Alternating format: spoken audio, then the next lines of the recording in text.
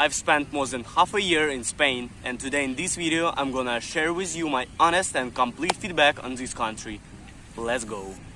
How it all started.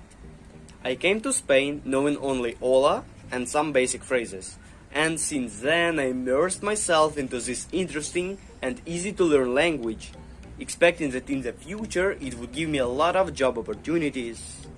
Oof, how naive I was. I've done my best and have mastered this language in 3 months. I have been able to hold a conversation with native speakers, and even when I couldn't understand something, I could easily comprehend their explanations. After all, yes, knowing the language gave me some nice benefits, and yes, I managed to get a job after 2 months of actively searching and applying. A job at Burger King.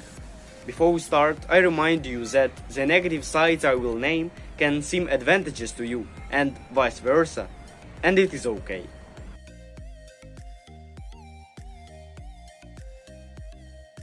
A great destination for football fans and players.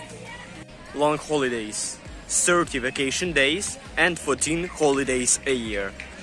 A country in the European Union with all the EU privileges for its citizens.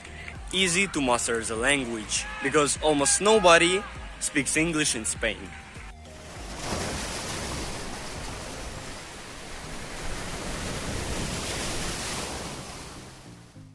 Little clothes needed.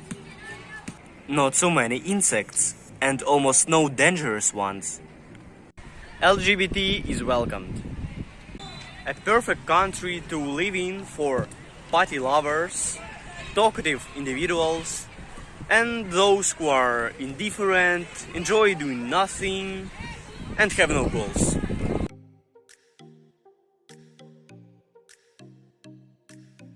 Extremely hot summers. That results in constant sweating, feeling tired, being stuck indoors, having headaches, and getting pingecula.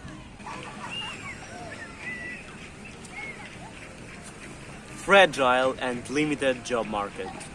There are plenty of opportunities like waiter, receptionist, and shop assistant.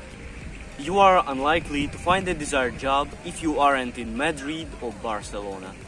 Dirty streets. People litter in the streets. It is cleaned in the parks, but there are places where rubbish literally flies.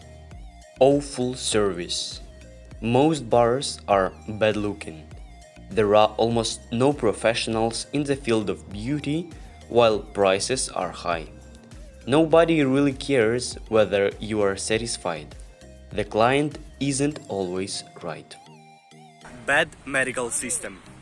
Waiting for a visit to the doctor can take from 2 weeks to 2 months. And this applies to all subsequent visits. I have an unknown problem with my belly, and it took me 3 months to get tested. Eventually, the doctor said everything was fine, without asking if the problem had gone, or offering to do other tests. Too many refugees. I am not against helping others, but it seems too much. There are thousands of refugees from Latin America, Africa, Ukraine, Syria, Afghanistan, Georgia, Russia, Armenia, and even from Belarus that do nothing for years, living for taxpayers' money. No flowers. Tiny schedules. Banks and town halls work 9 to 2. Almost every shop and company has a siesta, a long break, from 2 p.m. to 5 p.m. This is pretty uncomfortable and annoying at times. Extremely difficult to rent an apartment. If you came here with less than $3,000, it would be impossible to rent a place to live if you have no job. You must be employed for the last 3 months, otherwise be ready to pay 5 or more months forward, 1 to the agency, 1 for living, and 3 as a deposit to the owner. Okupas.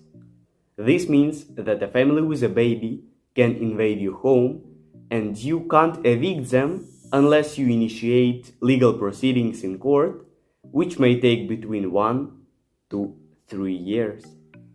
Ugly websites and mobile apps, especially by the government. The worst is that nobody really cares and nobody wants to handle this problem.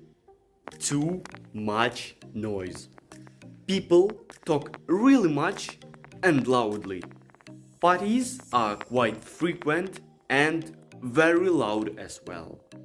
Poor public transportation. Here I refer neither to Madrid nor to Barcelona, where it's excellent. All other cities can't even compete with them. For example, in Valencia, Alaquas, it took me an hour to get to the seaside, located 15 kilometers away. Hard to make friends.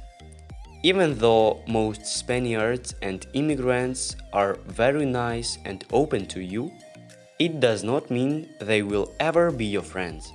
Also, I have noticed that Spaniards don't tend to form true friendships. Many ignorant people. Some Spaniards barely know their native tongue, and your English will be almost useless here. And since there are thousands of ignorant refugees now, you will feel very lonely being smart. Cold indoors without heating.